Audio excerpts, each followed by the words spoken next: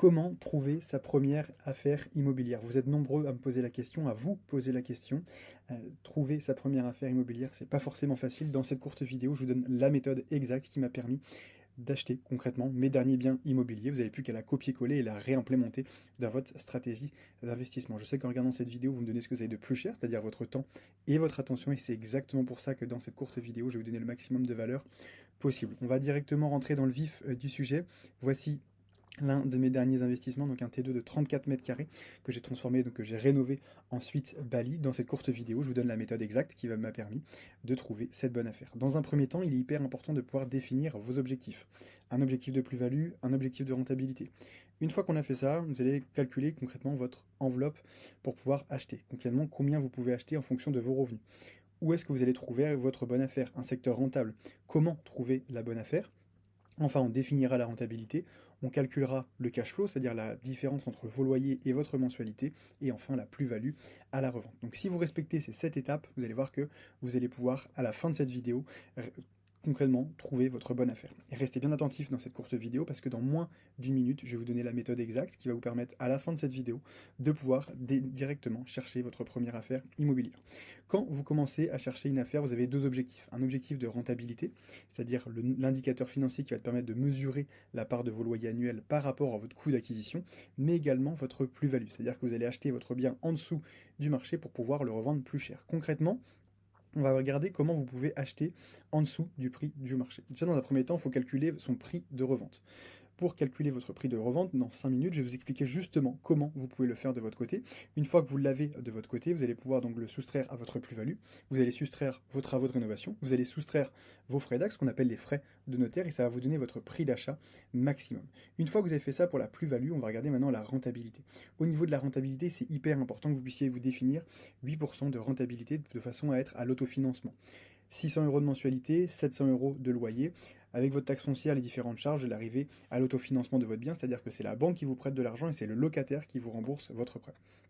Pour cela, on va calculer le cash flow. Donc, qu'est-ce que le cash flow? C'est la différence entre votre loyer, comme je vous disais, et votre mensualité de crédit.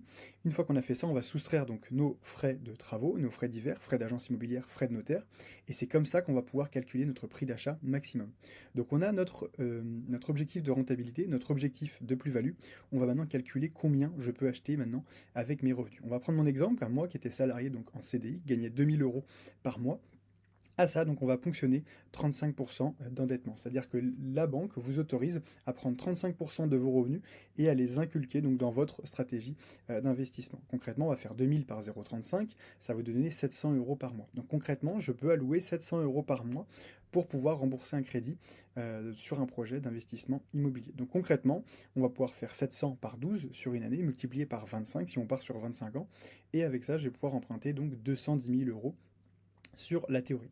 Une fois qu'on a fait ça, on va concrètement retrouver où on peut la trouver justement cette bonne affaire. Et pour cela, vous allez voir qu'on a trois solutions. On a soit les plateformes de mise en vente, soit on a la partie notariale, ou soit on a l'agence immobilière. Pour les plateformes de mise en vente, moi ce que je vous recommande, c'est l'application Le Bon Coin, l'application Se Loger et l'application Bien Ici. Sur ces deux types d'applications, vous allez pouvoir avoir les différentes annonces, mais également des éléments de marché qui vont pouvoir vous confirmer votre étude. Également, quelque chose qui est hyper important, la partie notariale, allez sur immobilier.notaire.fr. Là, vous allez avoir l'ensemble des successions, l'ensemble des transactions immobilières de façon à récolter une bonne affaire. Vous n'êtes pas sans le savoir, 50% des annonces immobilières passent par agence. Forcément, vous allez devoir construire une relation long terme avec l'ensemble de ces agences. Moi, à titre personnel, j'allais tous les lundis les voir, leur poser des questions, leur demander si tout allait bien.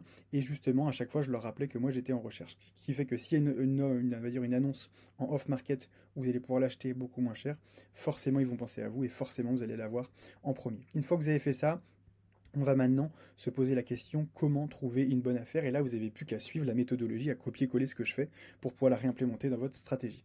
Dans un premier temps, vous avez défini votre capacité d'emprunt maximum, donc vous savez quel budget vous allez pouvoir aller. C'est-à-dire que si vous avez 150 000 euros de capacité d'emprunt, vous n'allez pas aller sur un bien à 250 000, ça sert à rien de tergiverser ni sur un bien à 300 000.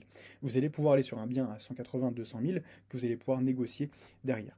Une fois que vous avez calculé votre capacité d'emprunt, on va définir donc un secteur rentable, un secteur où il y a un dérèglement de marché, un secteur en fait où vous allez acheter pas cher mais vous allez louer tout aussi cher. Et vous allez voir que quand vous étendez, on va dire, votre zone de chasse, votre zone de recherche immobilière, vous allez pouvoir trouver de très bonnes affaires. Une fois qu'on a fait ça, vous allez donc définir votre valeur de revente ainsi que votre valeur locative. Pour cela, je vais vous montrer dans 30 secondes dans cette courte vidéo, restez bien attentifs d'ailleurs, pour que vous puissiez définir votre valeur de revente et votre valeur locative. Une fois qu'on a fait ça, vous allez donc calculer votre achat donc pour pouvoir l'acheter en dessous du marché et cibler minimum 8% de rentabilité. Une fois que vous avez donc atteint ces deux objectifs-là, félicitations à vous, maintenant on va définir concrètement la mensualité de crédit. Concrètement, tous les mois, combien on va rembourser pour connaître notre cash flow, la différence entre notre mensualité de crédit et nos loyers. Pour cela, je vous conseille d'aller sur meilleurtaux.com ou Empruntis. Sur ces deux sites, vous allez pouvoir calculer votre mensualité de crédit. Vous allez mettre toutes les informations, la durée de votre prêt, le taux d'intérêt, et en fonction à aujourd'hui donc des différents taux d'intérêt que proposent les banques, vous allez pouvoir avoir une mensualité de crédit. Une fois que vous avez votre mensualité de crédit, donc vous allez définir votre rentabilité. Comment on définit sa rentabilité?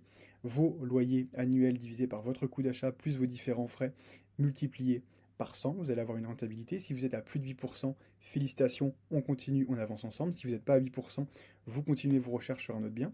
Mais là, on va partir du principe qu'on a validé ce bien-là, donc on va valider l'étude en comparant avec des données factuelles. Concrètement, on va aller sur Le Bon Coin pour trouver des annonces immobilières, vous allez avoir un prix au mètre carré pour trouver une affaire rentable, et vous allez pouvoir le comparer, vous allez aller sur Se Loger, vous allez aller dans l'info chiffrée, et vous allez pouvoir comparer avec les données de marché. Vous allez avoir la valeur locative, la valeur de revente de votre bien, mais également des éléments de marché comme est-ce qu'il y a des commerces, des transports, quelle est la population, quel est on va dire le revenu moyen de la population, et avec tous ces indicateurs-là, vous allez pouvoir comparer, voir si votre secteur est rentable, voir si votre ville est pérenne, on va dire, dans la durée, et voir si concrètement, si l'affaire que vous êtes en train de regarder, vous allez pouvoir la comparer et voir si c'est vraiment une affaire.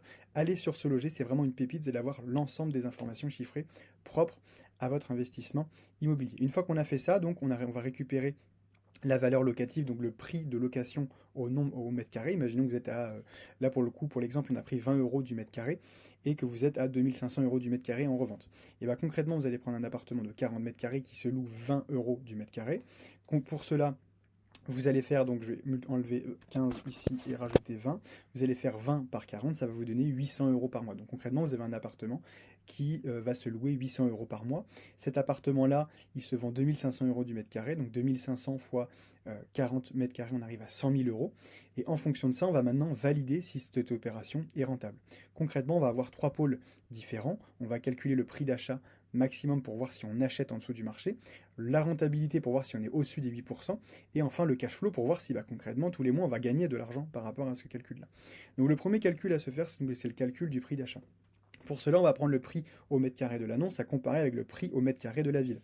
Là, pour le coup, le marché nous dit que la ville est à 3000 euros du mètre carré. Si l'annonce, on arrive à l'avoir à 2500 euros du mètre carré sans avoir négocié, on est déjà 500 euros en dessous du prix du marché. Donc c'est validé pour le prix d'achat et pour la revente.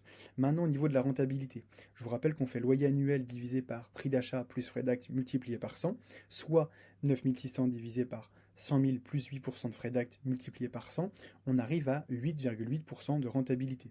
On a acheté en dessous du prix du marché. On a une rentabilité qui est supérieure à 8,8%. On va calculer maintenant notre cash flow, c'est-à-dire la différence entre notre loyer mensuel et combien on va donner à la banque. Et là, pour le coup, en regardant sur Meilleur Taux, on a vu qu'on gagnait 800 euros. Enfin, déjà sur la plateforme, on regarde qu'on gagne 800 euros par mois. Et sur Meilleur Taux, on a vu qu'on remboursait 598 euros tous les mois. Ce qui va nous faire un cash flow brut, on va dire, à 202 euros par mois. Donc c'est validé de ce côté-là. Donc on a validé 3 points, le prix d'achat maximum, la rentabilité et enfin le cash flow. Si vous avez des questions par rapport à cette méthode, la méthode concrètement vous pouvez la copier-coller. Si vous avez des questions par rapport à cette méthode, si vous avez des questions par rapport à votre projet d'investissement immobilier, prenez un appel de consulting offert. On va prendre une session ensemble entre 15 et 30 minutes. Je répondrai à l'ensemble de vos questions en fonction de votre profil, en fonction de ce que vous avez envie de faire, de votre développement patrimonial et je vous donnerai une stratégie d'investissement clé en main. Vous repartirez clairement avec un plan de A à Z. J'espère que cette vidéo vous a plu. Vous n'avez plus qu'à copier-coller cette stratégie d'investissement. N'hésitez pas à la regarder une fois, deux fois, trois fois, à prendre un carnet, à prendre des notes. Vous n'avez plus qu'à la copier-coller pour trouver votre première affaire rentable juste à la fin de cette vidéo. J'espère que cette vidéo vous a plu de votre côté. N'hésitez pas à liker, commenter ou partager à une personne qui en aurait besoin cette vidéo. Également, vous pouvez me retrouver sur les différents réseaux sociaux, que ce soit sur Instagram ou LinkedIn, Instagram imo.insolite ou LinkedIn où je suis très actif, on va dire, Martin Ledrève. Si vous avez des questions par rapport à votre projet d'investissement immobilier ou si vous concrètement vous ne savez pas par où commencer, mais que vous avez envie d'investir dans l'immobilier, je vous rappelle que je suis investisseur à titre privé. Je vous aiderai personnellement de façon gratuite durant ce call pour pouvoir définir votre stratégie d'investissement immobilier. Moi, je vous dis à bientôt dans une prochaine vidéo.